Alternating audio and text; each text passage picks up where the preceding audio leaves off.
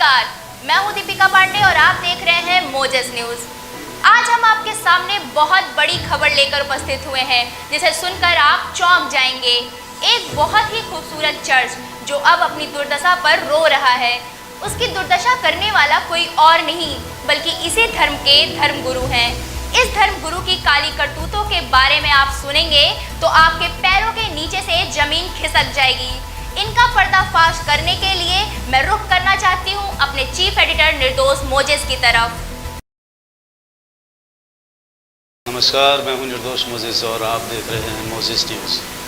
Moses news में आज हम उस खबर को लेकर बैठे हैं जिसको कई सालों से एक मुद्दा बना हुआ है।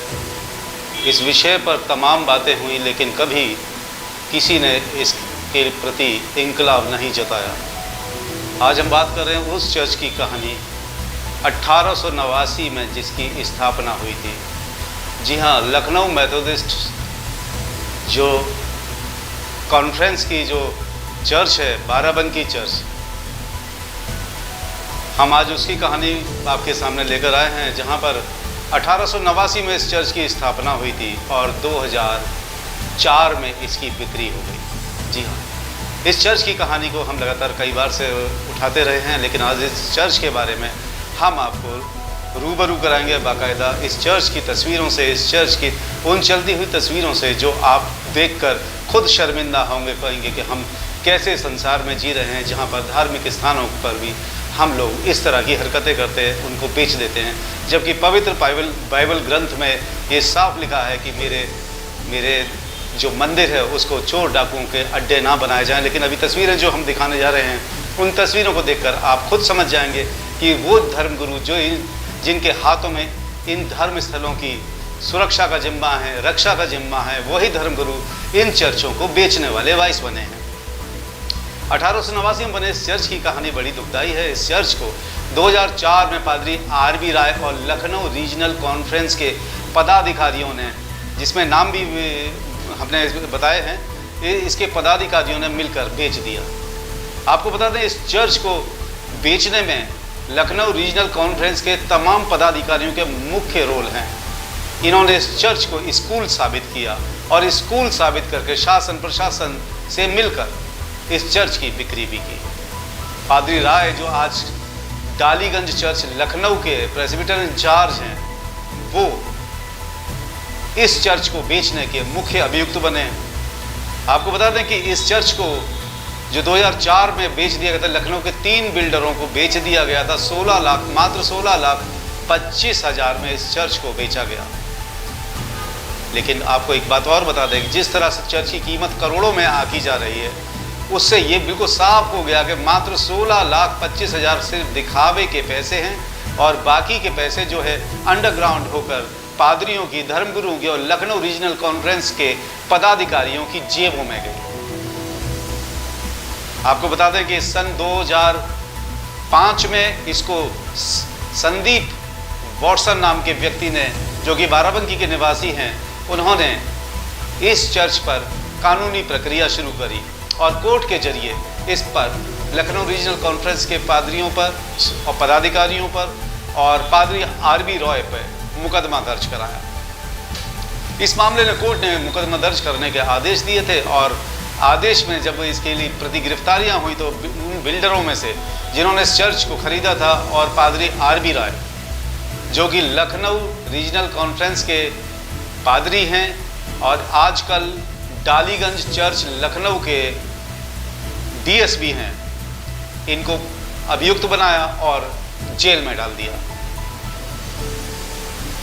कुछ समय बिताने के बाद ये दोनों जेल से बाहर तो आ गए, जमानत पर छूट गए हैं, लेकिन इस चर्च का मुद्दा आज भी वैसे ही रहा है। आपको जैसे बता दें इसमें कि बिशप फिलिप मसीह जो वर्तमान में Methodist church of India Lucknow conference के बिशप हैं, वो लगातार दबाव बना रहे हैं कि कैसे भी करके इस मामले का निपटारा हो जाए, समझौता हो जाए और इस चर्च को वो चर्च की जगह मॉल में तब्दील कर दें और वहाँ पर अपनी रोटियां सेक सकें। इसके बारे में हम आपको सीधे लिए चलते हैं बाराबंकी, जहां पर आप देखेंगे कि खुद मेरे द्वारा ये रिपोर्ट तैयार की गई है और इसको हम दिखाने जा रहे हैं। देखिए हमारी ये रिपोर्ट। उत्तर प्रदेश के बाराबंकी में हम उस जगह पर खड़े हैं जो पवित्र भूमि कहलाती है। जी हाँ, ये एक ऐसी जगह पर हम खड़े हैं जहाँ पर कभी धार्मिक स्थल हुआ करता था, यानी चर्च हुआ करता था। जी हाँ, चर्च, वो भी मेथोडिस्ट चर्च ऑफ इंडिया का, लखनऊ कॉन्फ्रेंस का वो चर्च जो यहाँ पर कभी विराजमान था। लेकिन भूमाफियाओं ने, जो भूमाफिया धर्मगुरु थे, उन्होंने इस चर्च को बेच खाया। आप देख रहे होंगे क्योंकि हम आज उस जगह पर आप पहुँचे हैं जहाँ पर इस चर्च को बेच दिया गया, खुर्द-बुर्द कर दिया गया, सत्यानाश कर दिया गया। लेकिन आज भी कुछ लोगों ने इस चर्च को, जो इस चर्च की क्रॉस जो आपको दिखाई दे रही होगी, वो इसको बचा के रखा हुआ है और इस चर्च का जो नाम है वो अभी ज़िंदा है। हम आपको बता देना चाहते हैं कि 2004 में इस चर्च को बेचने की प्रक्रिया शुरू हुई और धीरे धीरे इसकी ईंटों से लेके, छत से लेके, लोहा लंगड़, एक एक चीज़ गाटर तक बेच दिया गया और बेचकर खा गए। ये वही धर्म के भूमाफिया हैं जो आपको एक धर्मगुरु और महाधर्मगुरु के रूप में चर्च में दिखाई देते होंगे, सफ़ेद चौगा पहनकर और बड़े बड़े बाइबल के सरमन बोलकर आपको दिखाई देते होंगे चर्च में। और वही जो धर्मगुरु हैं वही असली भूमाफिया हैं। ये हम आपको इस चीज़ से साबित कर रहे हैं कि ये देखिए कि मोजेस न्यूज़ आज इस जगह पर आ पहुंचा है जहां पर इस चर्च को खुर्द-बुर्द कर दिया गया है, वो भी चर्च के धर्मगुरुओं ने और महाधर्मगुरुओं ने मिलकर। जी हाँ, ये बाराबंकी का वो बाज़ार है, घंटाघर के पास वो बाज़ार है जहाँ पर ये चर्च मौजूद था और इसको बेचा गया मात्र 16,25,000 रुपये में। लखनऊ के 3 बिल्डरों को बेचा गया और इसको बेचने के बाद इसमें जो इन्होंने जो तरीका अपनाया था उसका ये था कि नहीं, हम इसकी साफ़ सफाई कर रहे हैं, हम इसका ये कर रहे हैं, लेकिन असल में इस चर्च को बेच दिया गया था। हम आपको अपने कैमरामैन से बोलेंगे कि इसको हमारे पूरे इस दृश्य को दिखाएं। इस चर्च के जो बने हुए हैं, ये पुलपिट है जहां हम खड़े हैं, जहां पर ये 2 क्रॉस आज भी लगी हैं, इसके बारे में भी आप जान लीजिए। यहाँ पर चर्च के वो तमाम दीवारें मौजूद थी, छतें थी, सब कुछ था जो यार इसको पूरा खुर्द-बुर्द कर दिया गया। और इसके लिए हम आपको एक बार फिर आपसे थोड़ी सी बात कराएंगे। जो हमारे साथ हैं, जो यहाँ पे चर्च के बाहर दुकान लगाते हैं, उनसे हम बात कराएंगे। वो क्या बता रहे हैं इस चर्च के बारे में। जी चाचा, बताइए जरा थोड़ा सा, क्या है चर्च का मामला? ये मतलब 2004 में टूटा हुआ था। पहले ये बता रहे थे साफ सफाई हो रही, साफ सफाई। कौन बता रहा था आपको? आरबी राय पादरी साहब। अच्छा, वो बता रहे साफ सफाई हो रही है, साफ सफाई जगह पर वो ईटा और लाइनें जो लोहे की थी वो बिक रही थी। उसके बाद जो आते थे कई बिल्डर लोग, तो यहाँ कहते थे मतलब कॉम्प्लेक्स बनवाएंगे, मतलब दुकान बनवाएंगे और जिसको जिसको लेना है वो पैसा दे और दुकान ले ले। अच्छा। मतलब यहाँ वो बता रहे थे स्कूल नहीं था, यहाँ चर्च था जी। अच्छा, तो कभी आप लोगों ने इस चीज़ का विरोध नहीं किया इन धर्मगुरुओं से? किया। अच्छा, अभी आपको मंगा के दे रहे हैं कागज। अच्छा, हमारे पास रखा हुआ। विरोध के बावजूद बेच दिया इन लोगों ने? विरोध के बाद बेच दिया तो अब भोग रहे हैं। जितने बिल्डर हैं वो भी भोग रहे हैं, जो आरबी राय हैं वो भी भोग रहे हैं। अच्छा, तो इसमें क्या कार्रवाई हुई थी कि आरबी राय के बारे में मैं आपसे सुनना चाहता हूँ। आरबी राय के मतलब हम भी मुकदमा दायर किए थे आरबी राय के ऊपर। अच्छा, जमन सोनी। हाँ, जमन सोनी यही बाराबंकी में मुकदमा दायर किया था। वो 3 साल पहुँचे, 3 साल के बाद जाने के बाद नहीं गए वो। उसके बाद एक 25 फैसला हो गया, अदालत के जरिए से पैसा जमा करते हैं स्टेट बैंक में। अच्छा, आपका क्या था यहाँ पर इस चर्च में? हम यहाँ पर बैठते थे चर्च के बाहर? चर्च के बाहर दुकान लगा के। अच्छा, उसके बाद जो है इसकी साफ सफाई भी करते थे। तो क्या वो लोग इसका किराया लेते थे आपसे? जो मेन फ्रंट पे पादरी साहब लेते थे। पादरी आरबी राय आपसे पैसा लेते थे चर्च के गेट पे दुकान लगाने की? जी। कितने में बेचा था ये इन्होंने, आरबी राय ने? 16,25,000। 16,25,000 में बेच दिया था इसको। अच्छा, ये कौन थे जिनको बेचा गया था? ये है मोमडन। अच्छा, लखनऊ के आते थे। अच्छा, कुछ नाम आप मालूम है इनका? नाम अरे मारूक एक नाम था। अच्छा, और एक तौकीर भाईजान थे। अच्छा, ये सब आके मतलब अच्छा। 3-4 बिल्डर आते थे। अच्छा। उसी में अपने सामान मतलब जो है यहाँ पर देखभाल की, थोड़ा कर जा रहा कि इसमें भी मतलब काफ़ी लोग जेल गए हैं इस मामले में। इस मामले में बबलू भैया ने जब मुकदमा दायर किया था तो आरबी राय और बिल्डर वो भी जेल गए थे। अच्छा, ये चर्च 16,25,000 का बिक गया था अच्छा। और कई बिल्डर आए थे यहाँ पे चर्च खरीदने के लिए। इसका जो इसका ईंटा निकला हुआ था जी। वो बाहर मतलब पोस्टर भी लगाया गया था इसका। और ईंटा बहुत लोग मतलब यहाँ के ही लोग खरीदे हैं ईंटा। नहीं, आपने इसको बचाने के लिए क्या किया? हमने बचाने के लिए हमारे पापा हैं जो जी, उन्होंने कोर्ट में ये बबलू आर्सन के द्वारा ये पर्चे कुछ आपने लगाए थे क्या? हाँ, ये पर्चे आपने हमने लगाए थे। अच्छा, कहाँ कहाँ लगाए थे आपने सर? स्टेशनों पे लगाए थे, बसों पे लगाए थे, मार्केट में लगाए थे, अच्छा, बाराबंकी शहर में लगाए थे। इनको बचा के आप क्या बताना चाह रहे थे आम जनता को कि आपने ये जो पेपर लगाए थे? देखिए, धर्म का कोई चीज़ बिक तो सकता नहीं है, क्या वो मस्जिद हो या चर्च हो या गुरुद्वारा हो, कोई चीज़ बिक तो सकता नहीं है। ट्रस्ट का चीज़ जो है, और इंसानियत के नाते हर आदमी आगे मतलब बढ़ना चाहता है ऐसे ही। बाराबंकी चर्च कांड में एक व्यक्ति का नाम उभर कर सामने आया था, वो थे संदीप कुमार वाटसन। या ये वही व्यक्ति थे जिन्होंने इस चर्च को बचाने की मुहिम शुरू की थी और जिन्होंने पादरी आरबी राय और एक बिल्डर को गिरफ्तार कर जेल भिजवाया था। जो हमारे सामने मौजूद हैं, हमारे साथ खड़े हैं, हम उन्हीं से चंद बातें करते हैं और इस चर्च के बारे में जानते हैं कि उन्होंने किस तरीके से इसको बचाने की मुहिम शुरू की थी। संदीप जी, थोड़ा सा बताइएगा इससे। ये 2004 की घटना है जब इस चर्च को तोड़ा गया। उसके बाद यहाँ पे जब किसी भी प्रकार से क्रिश्चियंस में वो जागृति लाने के लिए कि इस चर्च को रोका जाए, तो उसमें जो प्रोसीजर हमने जो चला उसमें हमें टाइम ज़रूर लगा उन लड़ाइयों को लड़ने में, लेकिन परमेश्वर ने उसमें हमें सफलता ज़रूर दिलाई। और 2010 में जैसा कि आप FIR उसमें लॉन्च हुई 2009 में 22 दिसंबर को, और 10 में उनको गिरफ्तार किया गया दोनों को।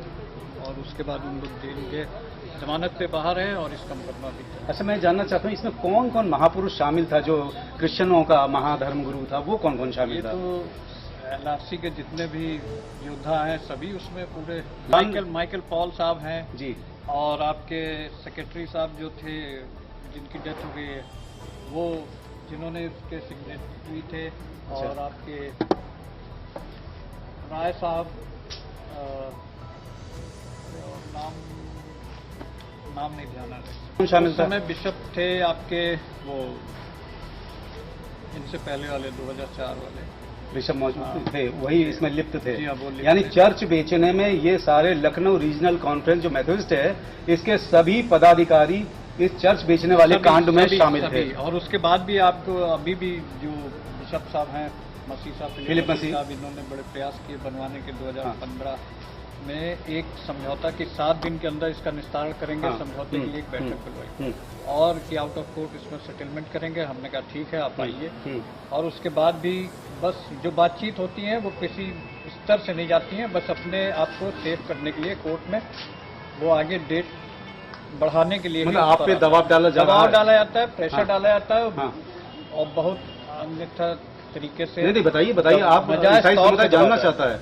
आप ईसाई समुदाय के लिए हीरो के समान हैं। अरे आप बताइए। नहीं, बिल्कुल जो है आपने चर्च को बचाया है, मैं अब इसलिए मैं ईसाई समुदाय के सामने लाना चाहता हूँ आपको। अगर वो किसी और के साथ हो तो शायद उठा भी ले जाएगा। अच्छा, बस लेकिन परमेश्वर का धन्यवाद है कि मतलब हालात ये है कि आपको ये नौबत तक है कि आपको उठा तक ले जा सकते हैं ये लोग।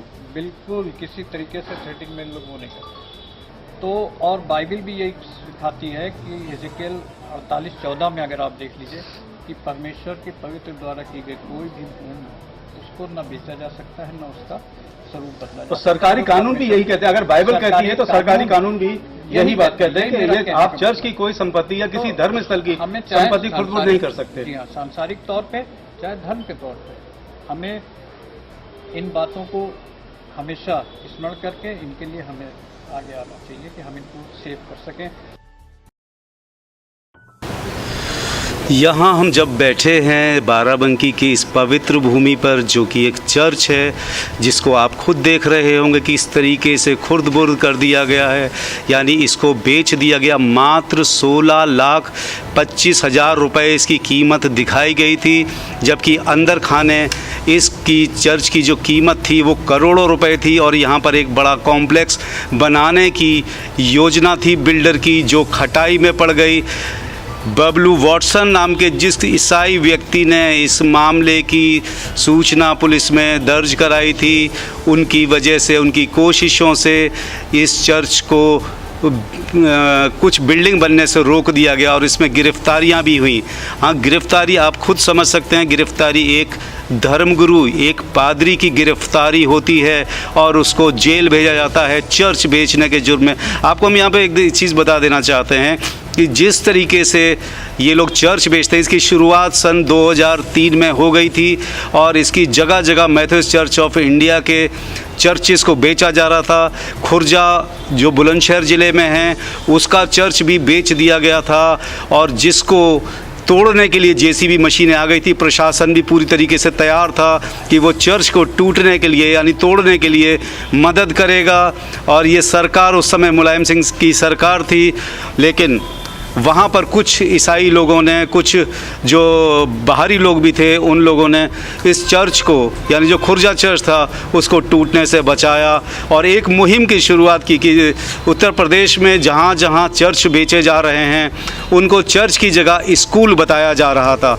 जी, सबसे बड़ा घपला यहाँ पर ये शुरू किया जा रहा था महाधर्मगुरुओं द्वारा कि इनको स्कूल बताकर बेचा जा रहा था। इसके साथ में एक खुर्जा चर्च के बाद में आपको एक चर्च और बताता हूँ जो है इटावा ज़िले में फपूंद के चर्च को भी इन चोर महागुरुओं ने स्कूल बताया और उसकी चर्च की बिल्डिंग को बेच खाई। लेकिन वहाँ पर भी एक चीज़ सामने आ गई कि वहाँ के लोगों ने इस चर्च को बिकने से रोक लिया, जिसको कि स्कूल बताकर मेथोडिस्ट चर्च ऑफ इंडिया के महाधर्मगुरु और पादरी लोगों ने बेच दिया था। यहाँ पर इसी को स्कूल बताकर जो बेचा जा रहा था वो इनकी एक साजिश के तहत पूरे भारत में इन चर्चों की बिक्री लगभग शुरू हो चुकी थी। लेकिन यहाँ पर फिर से मैं आपको बता देना चाहता हूँ कि यहाँ पर कुछ धर्म के लोगों ने यानी ईसाई धर्म के लोगों ने आगे बढ़ चढ़कर हिस्सा लिया और चर्च को बिकने से बचा लिया, लेकिन वो बाराबंकी चर्च को नहीं बचा पाए। मैं आपको बता देना चाहता हूं कि फपूंद चर्च को बचा लिया गया था लेकिन बाराबंकी चर्च को नहीं बचा पाए और इसको पूरी तौर से तोड़ फोड़ दिया और 16,25,000 जो कानूनी तौर से ऊपरी तौर से दिखाया जा रहा है उसमें उस कीमत पे बेचा हुआ दिखाया जा रहा है, जबकि इसकी कीमत करोड़ों में आंकी जा रही है।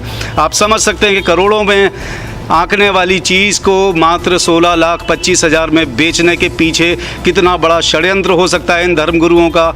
लेकिन बड़ा सवाल ये उठता है कि ऐसे महाधर्मगुरु जो चर्च बेचने के जुर्म में जेल गए हैं और वो आज भी लखनऊ के यानी जहाँ पर डायसिस का ऑफिस है लखनऊ कॉन्फ्रेंस का, जहाँ पर बिशप फिलिप मसीह बैठते हैं, वहीं लखनऊ में एक चर्च जो डालीगंज चर्च के नाम से जाना जाता है, उस चर्च के प्रेसिबिटर इंचार्ज हैं पादरी आर.बी. राय, जिन्होंने ये चर्च बेचा था और फपूंद चर्च को बेचने का जिन पर आरोप है।